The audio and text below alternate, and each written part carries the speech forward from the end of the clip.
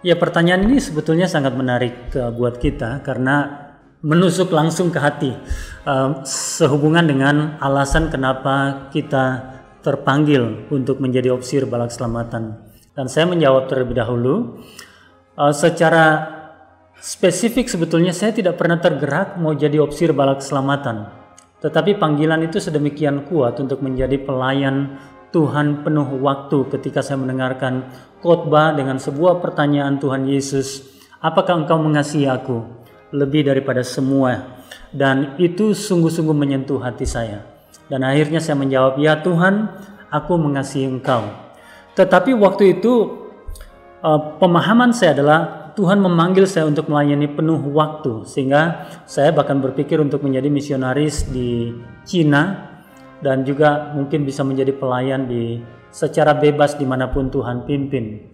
Tapi pada akhirnya saya diingatkan bahwa hidup saya sampai dengan momen itu telah diselamatkan oleh Tuhan, baik itu secara fisik karena sakit, seringkali sakit, dan akhirnya klinik-klinik balak selamatan yang sederhana itu di pedalaman Sulawesi Tengah yang telah menolong saya. Saya terima Tuhan Yesus, bertumbuh di dalam Tuhan melalui balak selamatan, sehingga akhirnya saya memutuskan untuk melayani Tuhan penuh waktu melalui gereja balak selamatan. Itu saya pikir yang sangat menjadi alasan kenapa saya jadi opsir balak selamatan.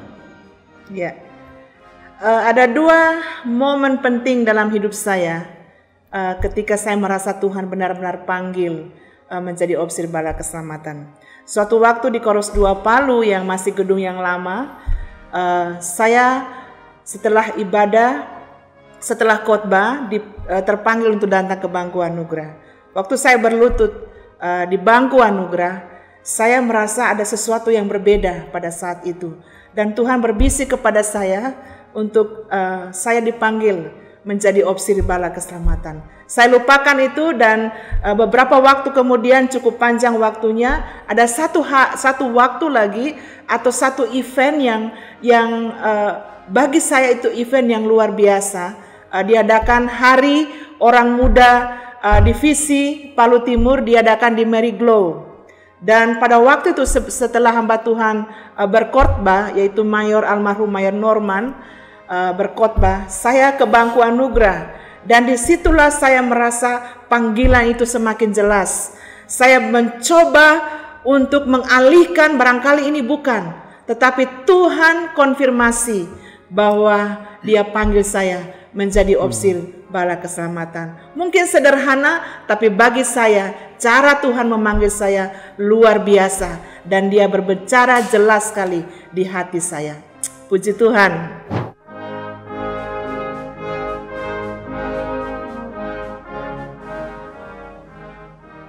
Menurut saya salah satu hal yang menjadi kesyukuran saya terkait dengan orang-orang muda yang dipanggil oleh Tuhan untuk menjadi opsir balak selamatan atau pelayan atau hamba Tuhan penuh waktu di balak selamatan, saya akan menanggapi dengan betapa bersyukurnya saya.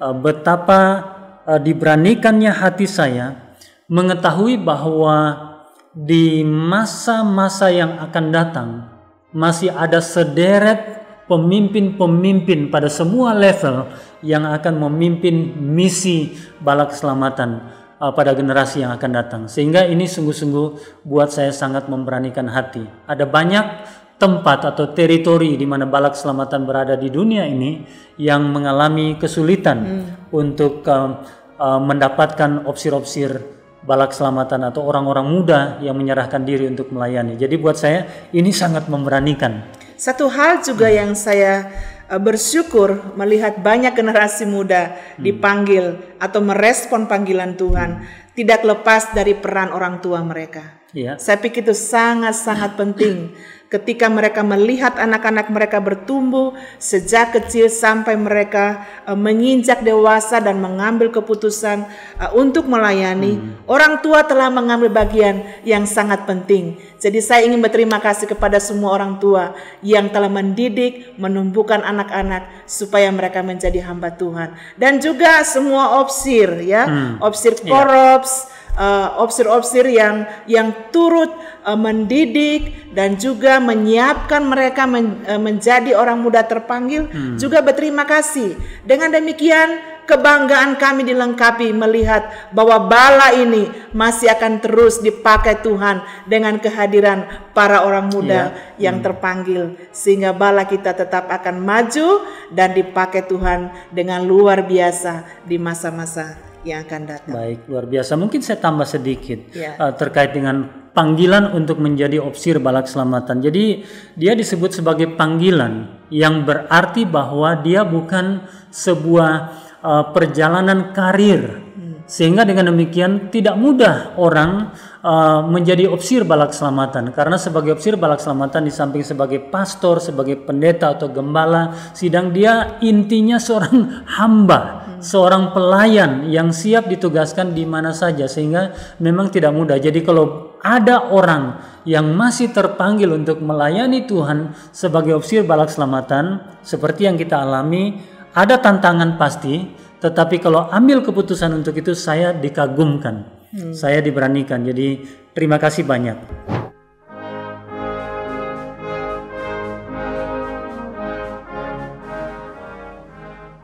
Ya, sebagai opsir bala keselamatan kami bersyukur kepada Tuhan karena kami diberikan kesempatan berharga untuk melayani di luar negeri, dan tentu banyak tantangannya. Dan tantangan terbesar yang pernah kami alami melayani 2 kali di London atau di Inggris adalah tantangan budaya, ya. Budaya, kemudian cara berpikir, cara bekerja itu berbeda dengan yang ada di Indonesia, dan liberalisme yang sangat kuat. Dan kami berterima kasih kepada Tuhan karena itu memperkaya kami, menambah wawasan kami, bagaimana kami bisa menghadapinya dan bagaimana kami bisa menolong anak-anak kami untuk tetap kuat di dalam Tuhan. Dan terima kasih untuk kesempatan itu. Iya, saya tambahkan pengalaman kita. Salah satu tantangan yang kami hadapi sebagai opsir bala keselamatan dari Indonesia, bahkan saya selalu bangga mengatakan dari kampung. Opsir bala keselamatan dari kampung ditugaskan di Metropolitan London. Di satu sisi kita sangat dihargai, artinya kita dilihat sebagai seorang opsir bala keselamatan yang bisa diberikan kepercayaan. Tapi itu juga menggandeng tantangan tersendiri, di mana kita dituntut untuk mandiri. Saya kasih contoh ketika ibu ditugaskan sebagai opsir program untuk International College for Officers. Bagi saudara yang mungkin kurang mengetahuinya, ini adalah sebuah pusat pendidikan dan pelatihan dan penyegaran bagi para opsir bala keselamatan secara internasional yang datang dari berbagai negara. Berapa orang setiap sesi? 36. Ada 36 orang setiap sesi, dan selama sesi itu selama dulu 8 minggu, sekarang 6 minggu begitu. Dan ibu harus melayani mereka, mengatur programnya, dan harus melakukannya secara mandiri. Dan itu tidak mudah menurut saya. Kita diberikan kepercayaan tetapi juga harus mandiri, laksanakan tugas dengan kemampuan sendiri begitu. Itu tantangan dan juga kesempatan. Saya sendiri bersyukur diberi kesempatan sebagai pertama sebagai auditor internasional yang tugasnya itu meninggalkan Inggris, berkunjung ke negara-negara di benua-benua di mana bala keselamatan melayani. Dan saya memuji Tuhan boleh mengunjungi sekian banyak negara. Dan dalam tugas itu saya melihat bahwa kami dipercayakan untuk melihat konteks budaya yang berbeda-beda, di mana saya berkunjung ke tempat-tempat negara lain dengan konteks yang berbeda dan budaya yang berbeda, dan ibu menerima opsir-opsir dari negara lain datang ke Inggris dengan membawa konteks yang berbeda-beda. Dan saya mendapati tantangan yang paling besar adalah bagaimana kita menjadikan pelayanan kita itu relevan menurut konteksnya. Dan saya pikir itu salah satu tantangan. Tentu di samping bahasa, budaya, apalagi kesepian. Kesepian karena kalau kita di negara sendiri kita kongko-kongko, ngobrol, Kita bersekutu. bisa sapa siapa saja yang kita ketemu. Kita di sana merasa sendiri, tapi puji Tuhan tentu tidak sendiri dalam Tuhan.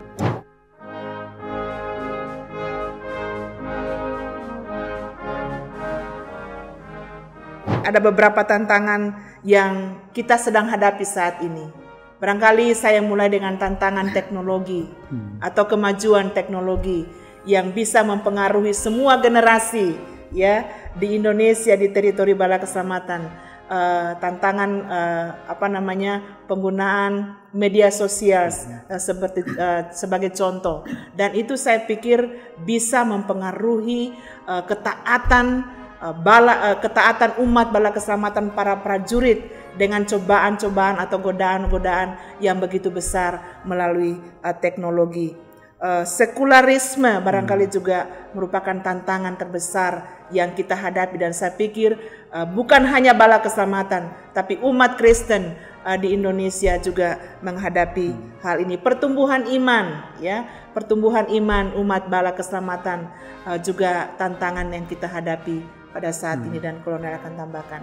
Ya, mungkin saya tambahkan sedikit. Salah satu tantangan yang saya lihat cukup serius di dalam gereja Bala Keselamatan adalah menumbuhkan para pemimpin pada setiap level.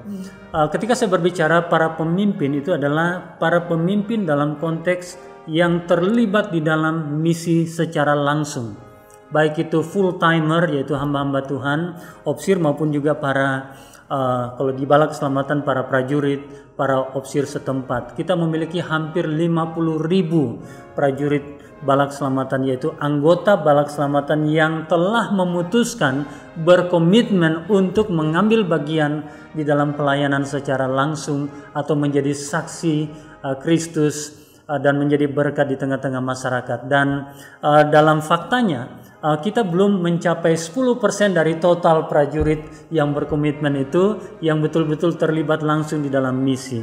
Nah, saya sangat yakin kalau tantangan ini kita bisa garap menjadi sebuah kesempatan melibatkan lebih banyak warga atau anggota, dan saya ingin mengatakan tidak harus prajurit, siapapun warga Bala Keselamatan punya potensi untuk dipakai oleh Tuhan. Amen. Termasuk wanita, ibu-ibu, anggota persekutuan wanita. Kalau kita dorong terlibat di dalam misi, kita latih mereka, saya yakin tantangan ini akan berubah menjadi kesempatan Bala Keselamatan yang lebih memberkati, melintasi batasan-batasan kita.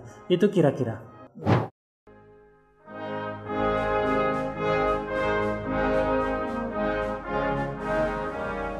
Ya, saya berterima kasih untuk pertanyaan ini yang menolong untuk sedikit mengelaborasi kenapa dikuduskan bagi misi lintas batas sebagai tema utama visi kita untuk tahun 2021 sampai dengan 2025, bahkan menjadi landasan menuju 10 tahun ke depan.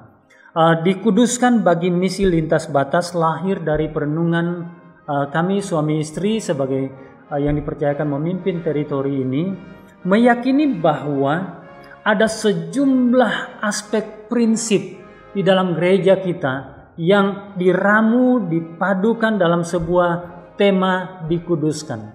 Kebutuhan untuk membenahi hal-hal prinsip, kebutuhan untuk membenahi relasi kita dengan Allah, kebutuhan untuk mengupayakan kehidupan kita bertumbuh di dalam kasih karunia dan di dalam pengenalan akan Kristus, meminjam prinsip keyakinan iman dari seorang Yosua yang ketika memimpin bangsa Israel memasuki tanah perjanjian, dia mengatakan, kuduskanlah dirimu hari ini, sebab esok Allah, Tuhan, Yahweh akan menyatakan perbuatan-perbuatan ajaib di antara kamu. Dan kita bisa menyaksikan sungai Yordan itu terhenti menjadi kering, diseberangi. Kita bisa menyaksikan bagaimana Yeriko dikelilingi 13 kali, itu roboh. Saya sangat yakin itu menjadi sangat penting kalau gereja, bukan saja Bala Keselamatan, kalau gereja yang di dalamnya ada pribadi-pribadi umat Allah hidup kudus di dalam Tuhan, maka tidak heran misi itu akan berdampak melintasi batasan-batasan budaya, melintasi batasan-batasan internal, bahkan melintasi tantangan yang sulit sekalipun. Itu yang menyebabkan kami mengangkat tema Visi 2125, dikuduskan bagi misi lintas batas.